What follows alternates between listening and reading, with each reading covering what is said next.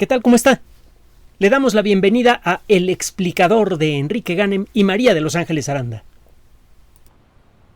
Inevitablemente siguen los reportes alarmantes relacionados con la efectividad de las vacunas, con las mutaciones y todo este tipo de cosas. Vamos a empezar directamente.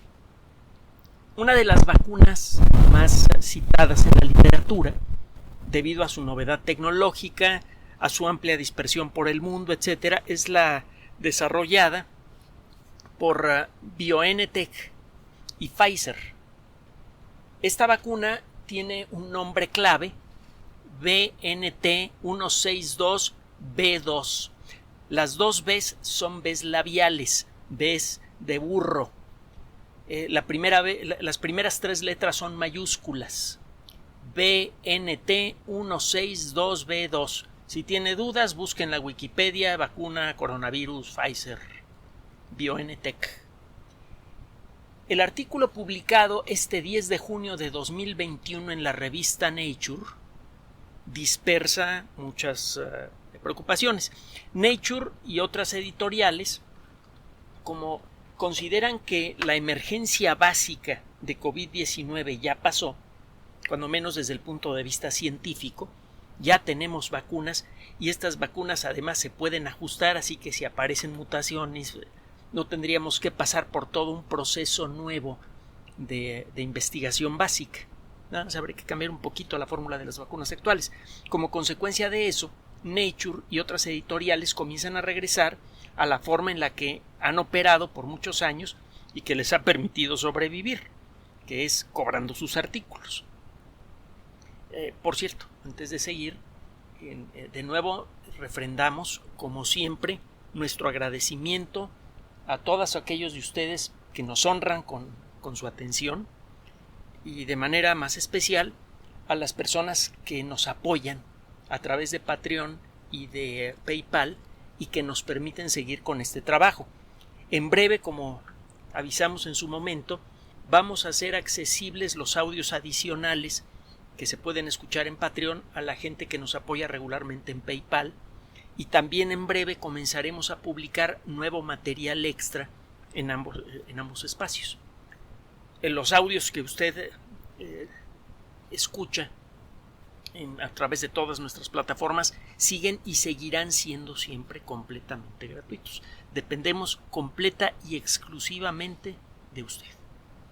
Bien, entonces, ahora sí, a meternos a lo sabroso. Si usted busca en la editorial Nature, en la página electrónica, va a encontrar lo que se llama el resumen del trabajo, el abstract. Muchas veces eso es suficiente para entender la esencia del trabajo. Los detalles, pues ya paga usted la suscripción y entra, ¿no? Bueno, que por cierto, déjeme ver, la suscripción a Nature cuesta como $100 o algo así al año. O sea, no es que la regalen. Antes la estuvieron regalando en estas fechas, y gracias a eso, a lo que hicieron esta y otras editoriales, es que la comunidad científica internacional, la comunidad médica, la gente que se dedica a dar servicios de salud, etcétera, tuvo acceso a esa información y pudo intercambiarla libremente. Y eso aceleró mucho el desarrollo del trabajo científico alrededor de SARS-CoV-2. Bueno, total. Siguen apareciendo inevitablemente mutaciones del virus, lo hemos comentado en otras ocasiones. Esto pasa con todos los virus, aunque algunos de ellos, por el tipo de células que atacan, cualquier mutación lo más probable es que haga que el virus se vuelva inofensivo. Eso es lo que afortunadamente ha pasado con la poliomielitis, una enfermedad terrible que ha sido casi completamente detenida con vacunas que fueron desarrolladas poco después de la Segunda Guerra Mundial, cuando todavía no conocíamos mucho del rollo molecular que involucra un virus como SARS-CoV-2. Si bien el virus de la polio muta cuando ataca células, las copias que fabrica cada célula no siempre son perfectas. Algo afortunado parece proteger a la especie humana de mutaciones que pudieran escapar a las vacunas. el tipo de ataque que monta el virus de la polio es tan específico contra una cierta proteína específica del sistema nervioso, que cualquier cambio hace que el virus ya no se le pueda pegar a las células que va a atacar y no se le puede pegar a otras. En el caso de SARS-CoV-2 la cosa es más complicadita, porque el tipo de proteína a la que se puede fijar es una proteína que encuentra usted en muchas células diferentes de nuestro organismo y es fácil relativamente fijarse a esta proteína con proteínas de pico mutantes. Es decir, la unión entre la proteína de pico y las proteínas receptoras en las células vulnerables no tiene que ser muy, muy perfecto para funcionar. Basta con que el patrón eléctrico en la superficie de ambas proteínas sea muy parecido para que ambas se puedan fijar y se inicie una infección. Y esto da pie a mutaciones. Pueden aparecer variantes que tienen una proteína de pico que se fija más rápidamente a una célula atacada. La variante original, la que inició la pandemia, no siempre logra agarrarse a una proteína apropiada cuando el virus choca por accidente contra una célula. Recuerde que los virus no están vivos, por lo tanto no tienen movimiento, no tienen metabolismo. Son como pequeñas jeringas microscópicas, pequeñas agujas hipodérmicas que circulan por la sangre, que se dispersan por el cuerpo y cuando por accidente chocan contra alguna célula, muchas veces rebotan. Solo cuando una de las proteínas de pico por accidente toca a la proteína apropiada en la superficie de una célula vulnerable, es que se logra fijar y se inicia el proceso de infección.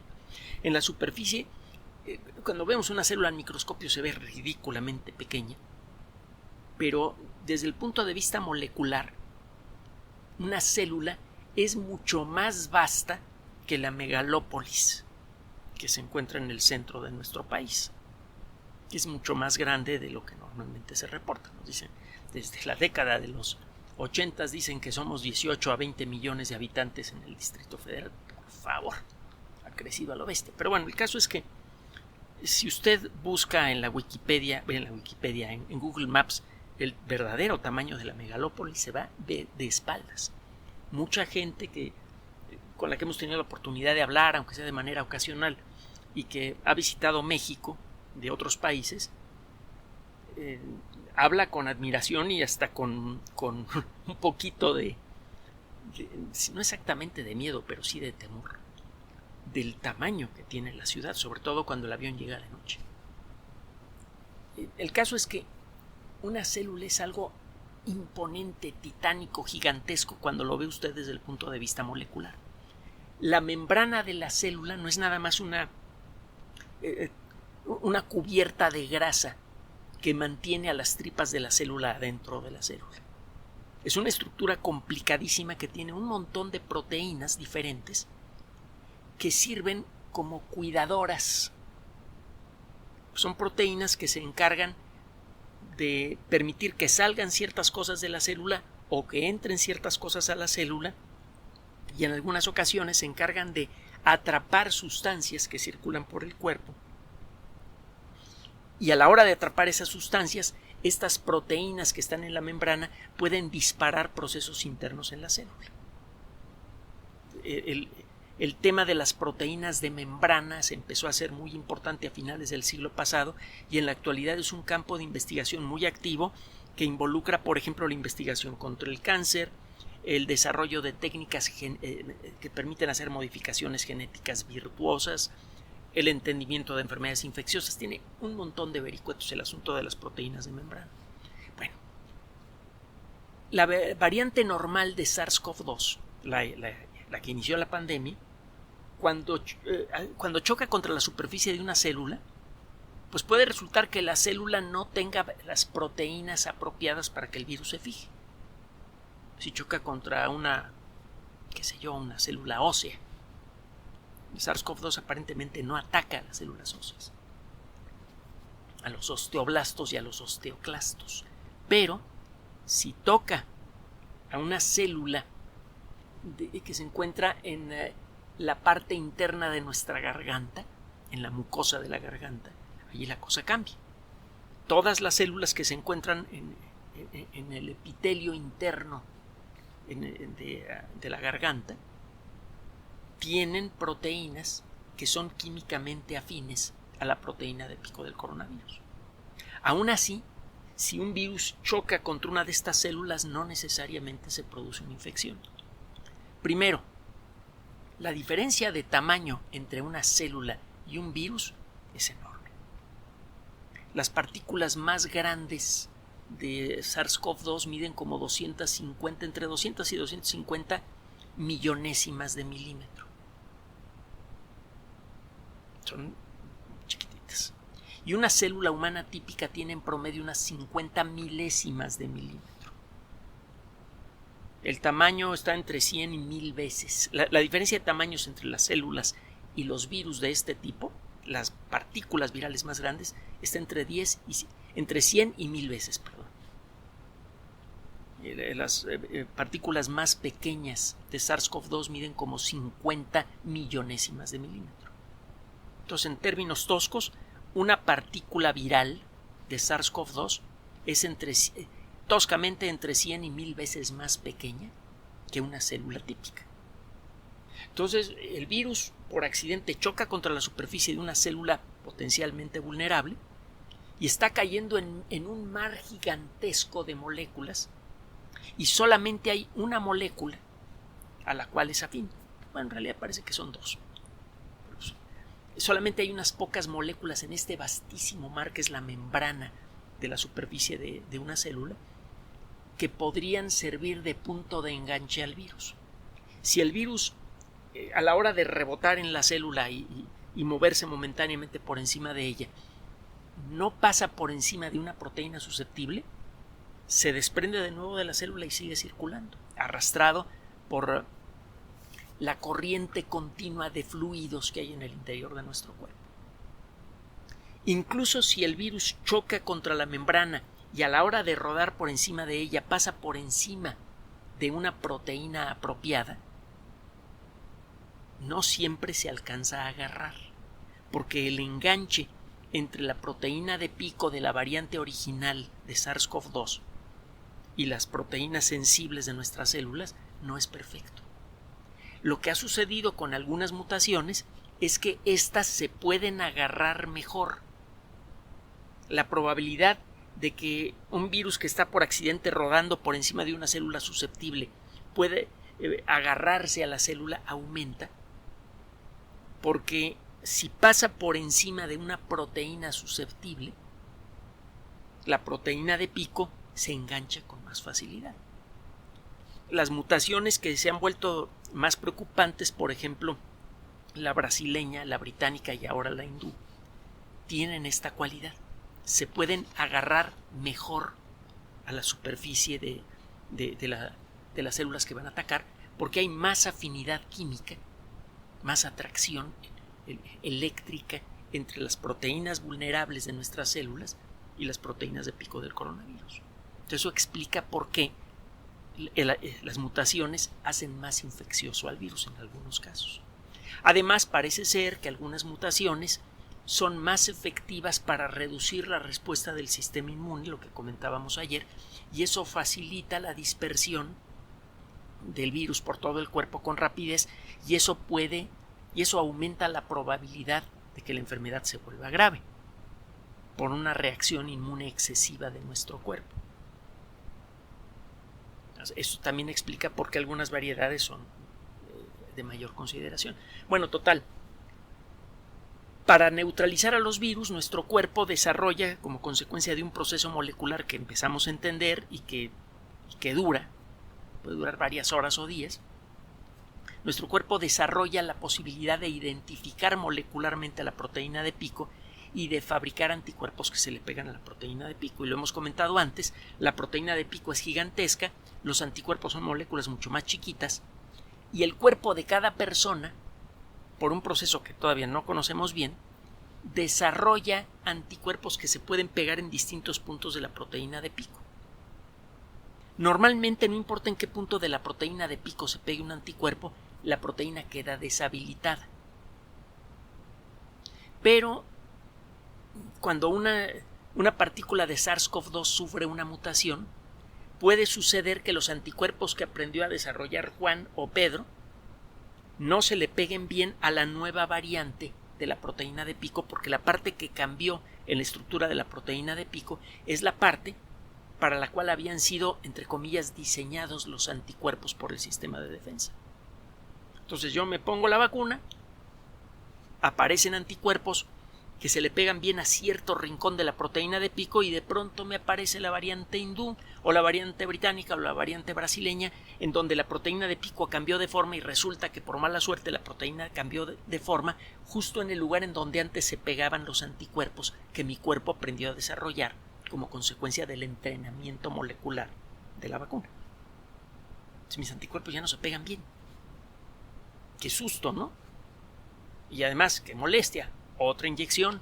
Y además, más atraso. Hay que esperar a que se fabriquen cantidades industriales de la vacuna modificada, etcétera, etcétera, etcétera.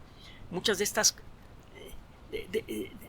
estas pesadillas frecuentemente aparecen en la mente no solo de todos nosotros, sino de los investigadores, de los médicos responsables por la atención a gente en el área de urgencia en hospitales y en otros medios. ¿Qué pasa si aparece una variante que no funciona, para la cual las vacunas no funcionan?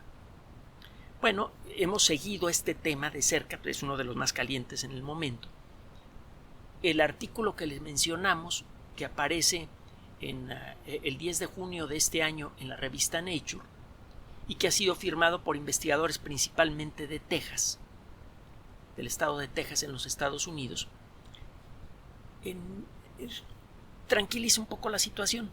Estos investigadores tomaron 20 muestras de sangre entre 2 y 4 semanas después de que las personas que ofrecieron estas muestras de sangre habían concluido con su segunda dosis de la vacuna de Pfizer. Esta vacuna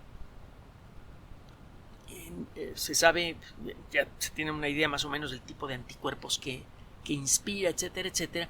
Y total, lo que hicieron estos investigadores fue desarrollar virus sintéticos. Otro día le platico cómo es el rollo, que está padrísimo y es parte de lo mucho que se está haciendo ahora en el mundo de la biología molecular.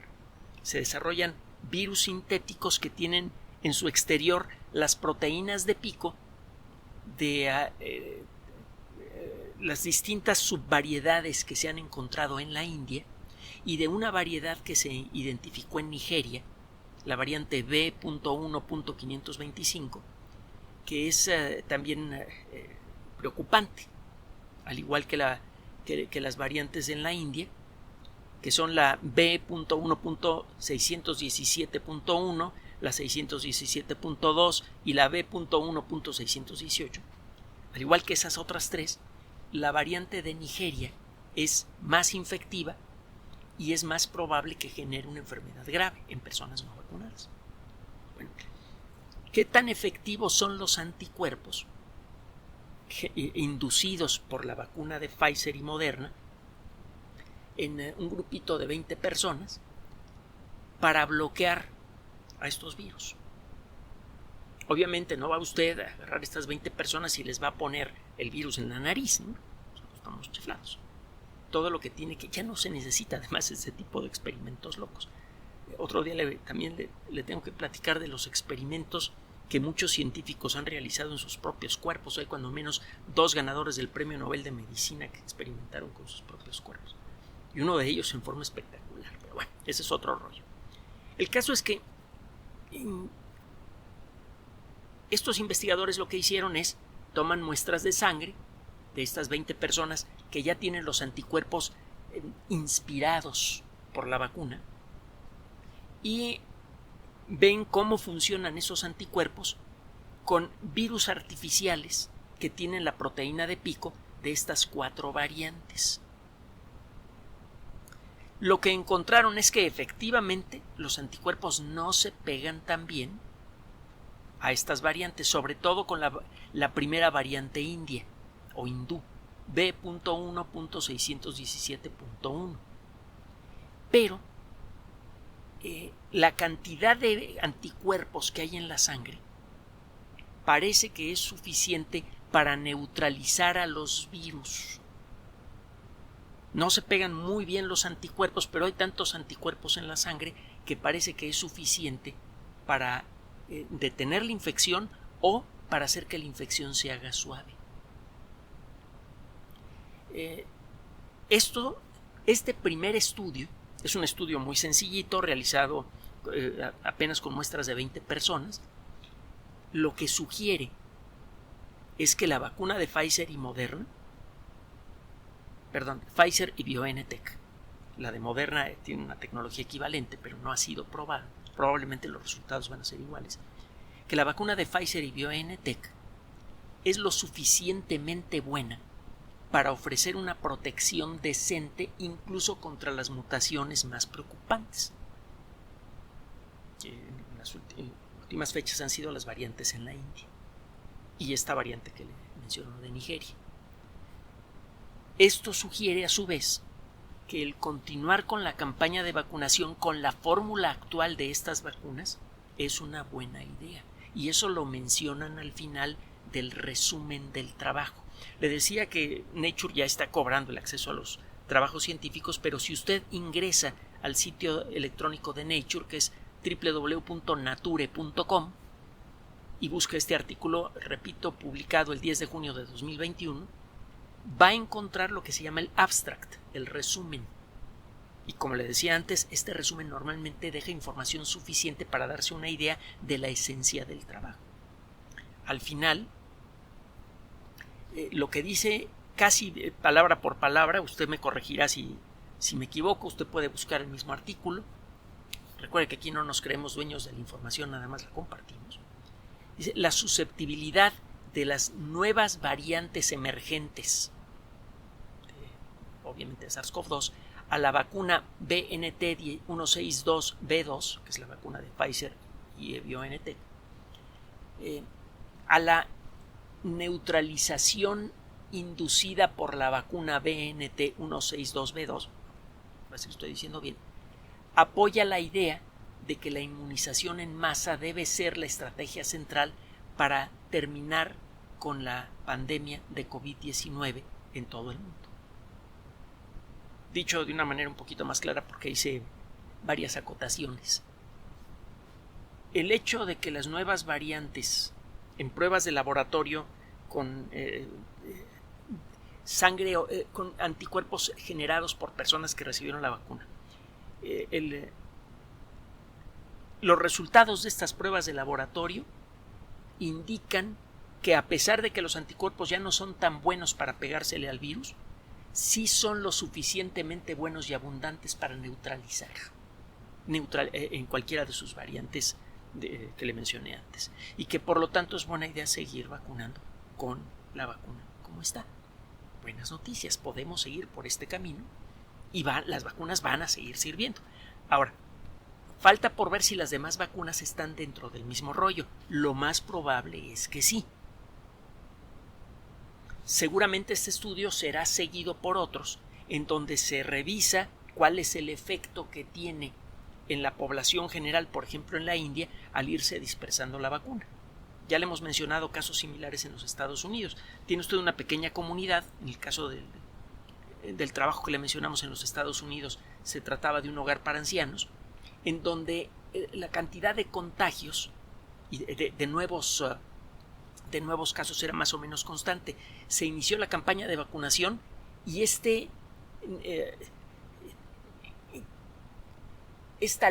serie de casos que aparecían continuamente en este lugar de manera más o menos regular, ¡pum!, se fue para el piso.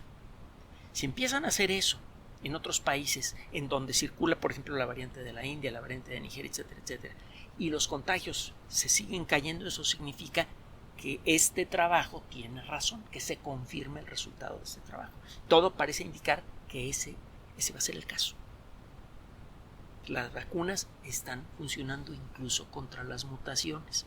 Y falta un último detalle por mencionar que no se pudo revisar en este trabajo. Acuérdese que la defensa contra un agente infeccioso, la defensa que nuestro cuerpo monta contra un virus o una bacteria, tiene tres caminos diferentes, hay tres formas diferentes en las que nuestro cuerpo, en términos toscos, se defiende contra agentes infecciosos. El primer proceso es lo que se llama la inmunidad innata. Eso involucra la producción de cierto tipo de sustancias que de distintas maneras bloquean el funcionamiento de los agentes infecciosos. Algo hemos comentado en el pasado. Luego está la inmunidad por anticuerpos, que se puede inducir a través de una vacuna. La inmunidad innata está allí y va a funcionar parejo, no importa qué cosa se nos meta al cuerpo. Por eso, cuando hay alguna infección, uno de los primeros síntomas es la fiebre. La fiebre es consecuencia del tipo de sustancias que libera el cuerpo para tratar de bloquear la dispersión de una infección, independientemente de que sea virus, bacteria o lo que sea. De que sea la primera vez o la vez número 15 que se mete ese bicho en nuestro cuerpo. Eso es lo que hace el sistema de inmunidad innata. Luego viene la inmunidad aprendida, la inmunidad que nuestro cuerpo aprende a desarrollar al ir contactando a distintos agentes infecciosos o al ser entrenado a través de vacunas. En este segundo tipo de inmunidad tiene usted dos subtipos de defensa. El primero es por anticuerpos, que lo hemos discutido muchas veces.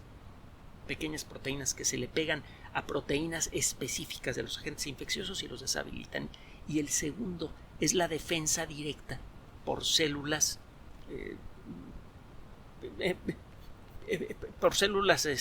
enojonas, las células matadoras, las células T. Las células T buscan directamente a cualquier célula enferma que esté fabricando virus y la destruyen rápidamente. E incluso pueden llegar a buscar virus directamente y destruirlos. Este trabajo solo menciona qué tan efectivos son los anticuerpos inducidos por las vacunas contra las variantes nuevas. Y ya tiene usted los resultados, si son buenos. Falta por ver cuál es la respuesta de las células T a las variantes. Le ponen usted la vacuna, su cuerpo se entrena, las células B de su cuerpo aprenden a fabricar anticuerpos, algunas de ellas, y algunas células T aprenden a tratar de muy mala manera a cualquier célula que esté produciendo cosas que tengan proteína de pico. Bueno, eso no se midió en este trabajo. No sabemos qué tan buena será la respuesta de las células T, pero todo parece indicar que va a ser cuando menos tan buena como la de los anticuerpos. Eso significa que la capacidad que tienen estas vacunas para protegernos contra las nuevas variantes es bastante razonable. No es tan buena como con la variante original, pero sigue siendo muy buena. Si a esto le suma el mantener la disciplina básica de distanciamiento social, de utilizar la mascarilla, aunque comencemos a movernos, aunque comencemos a recuperar aspectos de nuestra vida, puede ser todo ese conjunto de cosas, vacunación masiva, el uso de mascarillas y algunas otras reglas que nos permitan ir abriendo la sociedad con cierta precaución, podrían acabar con la pandemia. Seguirían existiendo brotes ocasionales como los que hemos descrito en otras ocasiones, pero esencialmente recuperaríamos nuestra sociedad, recuperaríamos nuestra vida y estamos muy cerca de hacerlo. Entonces, no haga mucho caso si escucha por allí que las variantes modernas están venciendo a las vacunas. Eso lo estamos viendo continuamente en distintas comunicaciones aquí en la máquina y en el televisor. Y bueno, no le voy a repetir el tipo de cosas que luego se me salen de la boca cuando escucho esas noticias. No haga caso, no es cierto. Las vacunas sí están funcionando incluso contra las mutaciones. Como siempre, hágale caso a las autoridades de salud. Como siempre, mantenga la disciplina y como siempre, mantenga la calma. Gracias por su atención. Además de nuestro sitio electrónico www.alexplicador.net, por sugerencia suya tenemos abierto un espacio en Patreon, El Explicador Enrique Ganem, y en PayPal, elexplicadorpatrocinio@gmail.com, por los que gracias a su apoyo sostenemos este espacio. Puede usted descargar gratuitamente estos audios en formato MP3 en Spotify y en iTunes como El Explicador sitio oficial y en SoundCloud como El Explicador, y con formato de video en YouTube en El Explicador sitio oficial. Recuerde nuestras redes sociales de siempre: Twitter Enrique-Ganem y en Facebook Enrique Ganem sitio oficial, El Explicador y los grupos que usted ya conoce. Finalmente, El Explicador siempre somos María de Los Ángeles Aranda y Enrique Ganem. Gracias.